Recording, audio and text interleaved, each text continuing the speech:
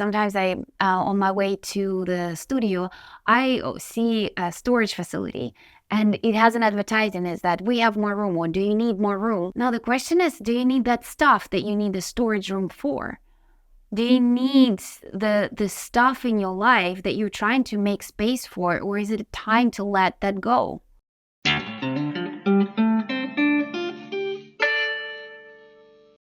Welcome to On Emergence, a podcast on what it takes to be a human being. My name is Sagen. I'm your host and a fellow human being. In this space, we talk about the multifaceted, complex experience of being a human, often using the lenses of psychology, philosophy, modern science, and spirituality, amongst a few others.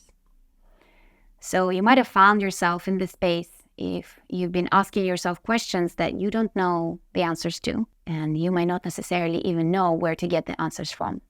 So in any case, welcome. Today, I am really curious to talk to you about empty spaces. And what I mean by that is that one of the most helpful analogies that I recently went through is with a friend of mine who had asked me to help him make his home a little bit more cozy.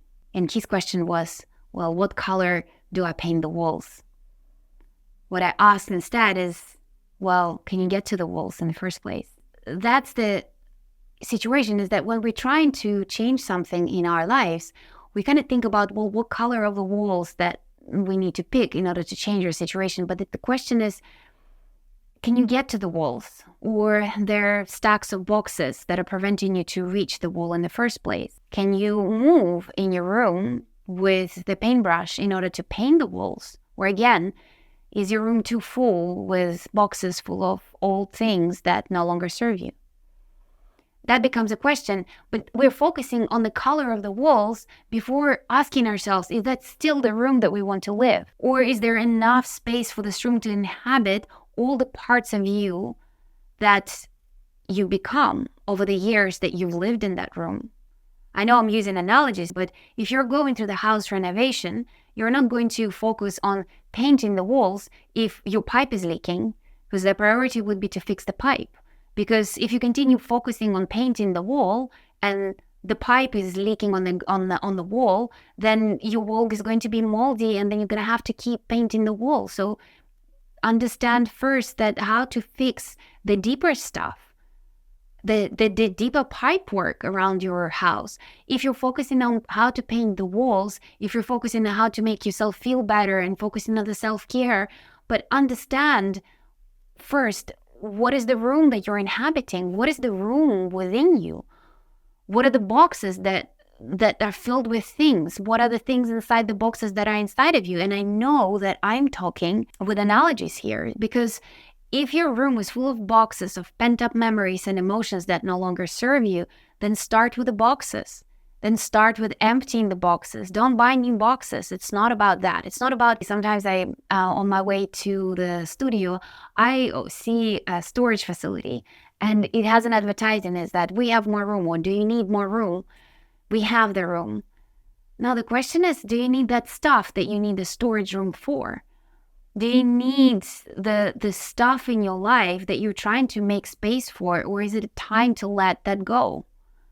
That becomes a more interesting question. And I know that letting go of things are hard. So stay with the analogy of clearing up the house, is that when we look at certain sentimental things, it's hard for us to let go. But here's the thing, either we face the pain of throwing and separating ourselves from something that no longer serves us, or you face the prospect of living with the pain of that attachment for definitely foreseeable future. So that becomes a more important question, is that, are you willing to face that pain of the attachment of the dream that is no longer there? And that is guaranteed to stay in your life, because for your pain is going to stay for as long as your attachment stays. Or are you willing to face the pain of letting go, or letting that attachment be, accepting that there was a part of you that was attached to something that is inside that box?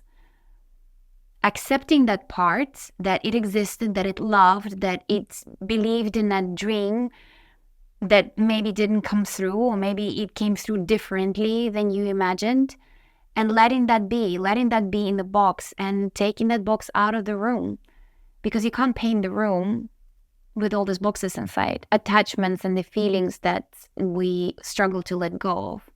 It's actually easier than freeing up the room. And the reason being is because when you free up the room and you throw away old stuff, that's it, you throw it away. So it becomes a little bit more scary.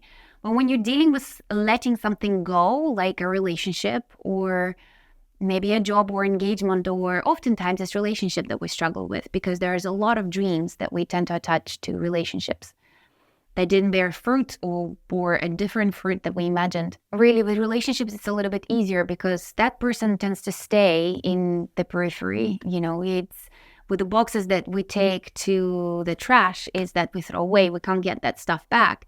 But with attachments, it's easier to soothe yourself by saying, hey, I can go back to that attachment later on. It's fine. In fact, by taking those boxes out of the room, you're giving yourself the space to understand, to take a little bit of distance.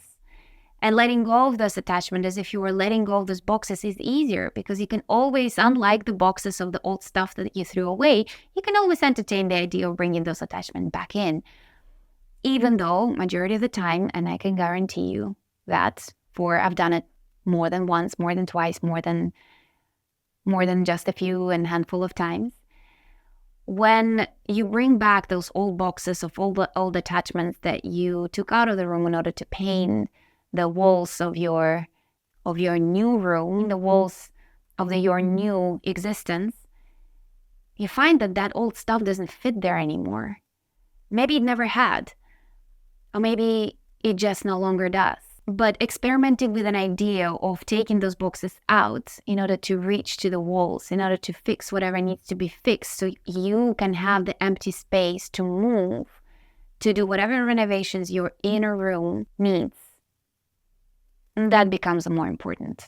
That becomes something that is worth looking at. So empty the room before you begin painting the walls.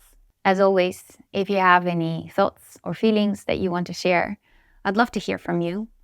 You can reach out to me on Instagram. The handle is On Emergence. And oftentimes I post a backstory for each episode on the website, onemergence.com. If anything from this episode resonated with you, feel free to forward it to a friend or a loved one that you think might benefit from it. And if you're watching this episode on YouTube, consider subscribing. And if you're watching it on Spotify or another podcast platform of choice, consider subscribing to the channel on YouTube, for it is a zero cost to support the work of this podcast. Once again, my name is Laura Sagen, your host and a fellow human being. I will see you once again here next week on Tuesday. Take care.